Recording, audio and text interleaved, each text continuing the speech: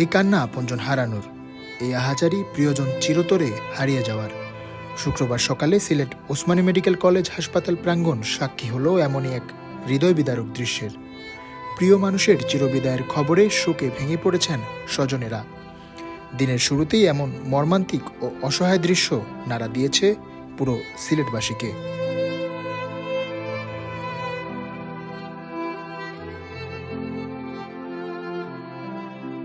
ঢাকা সিলেট মহাসড়কের ওসমানীনগর উপজেলার খাসিকাপন এলাকায় ঘটে যাওয়া সড়ক দুর্ঘটনাটি বিগত কয়েক বছরে ঘটে যাওয়া সকল দুর্ঘটনাকেই ছাপিয়ে গিয়েছে। প্রত্যক্ষদর্শীরা জানান, সকাল 7টার দিকে খাসিকাপন এলাকায় ঢাকাগামী ইউনিক পরিবহন ও সিলেটমুখী বেঙ্গল পরিবহন স্লিপার বাসের মধ্যে মুখোমুখি সংঘর্ষ হয়।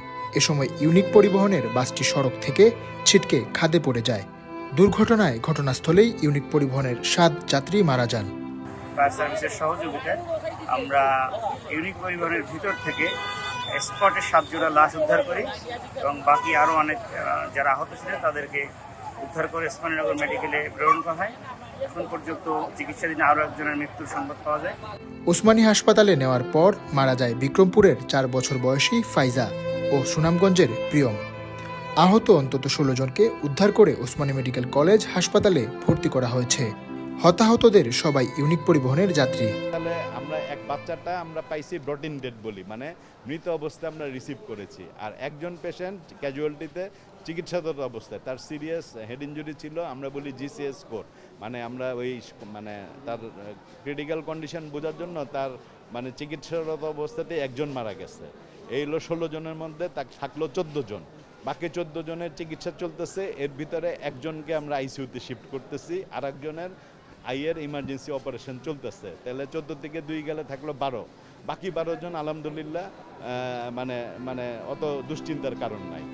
বেঙ্গল ও ইউনিকের সংঘর্ষের সময় প্রত্যক্ষদর্শীরা বাসের ভেতরের রোমহর্ষক ঘটনার বর্ণনা দেন। শব্দ হয়েছে, বুঝছি চাক্কা বাস মারছে। হঠাৎ করে দেখি যে বেঙ্গল এই সামনে দেখি সঙ্গে, তারপর এই দিকে চাইলাম, তখন দেখি ইউনিকের অবস্থা খুবই জটিল। এবং আমি যখন আসলাম গাড়ির ভিতরে ঢুকলাম, তখন মানুষের অবস্থা দেখে আমি নিজেই ঠিক থাকতে পারি না। কারণ কাকে দেবেন, কাকে কোন ভাষা বলবো, এই আমার ভাষা নেই। এবং যখন প্রতিটা সিটে এই ডাইন সাইডে আমি দেখি লাশ সবাই মারা, 8 জন মানুষ মারা গেছে। এবং যাদেরকে বের করছি তাদের গ্যারান্টি বলতে পারবো না, যে তাদের অবস্থা খুবই জটিল। আপনার বাসটা সিলেট থেকে আপনার আমাদের ঢাকার পথে রওনা দিচ্ছে, যাওয়ার পথে ওসমানীনগরের কানেক্ট হওয়ার পরে আপনার আমাদের বাসে ইউনিক ছিল, আমাদের বাসে কোনো সমস্যা রং ছিল না, রং ছিল হলে আপনার সিলভার বাসের রং ছিল। এরপর থেকে ভাই আমার মানে মাথার মধ্যে সেন্স টোটালি নেই। সংশ্লিষ্টরা বলছেন, নিহতদের পরিচয় শনাক্তের চেষ্টা অব্যাহত রয়েছে। দুর্ঘটনা কবলিত বাস দুটি সরিয়ে নেওয়ার পর মহাসড়কে যান চলাচল স্বাভাবিক রয়েছে। এই ঘটনায় আইনি প্রক্রিয়া চলমান রয়েছে।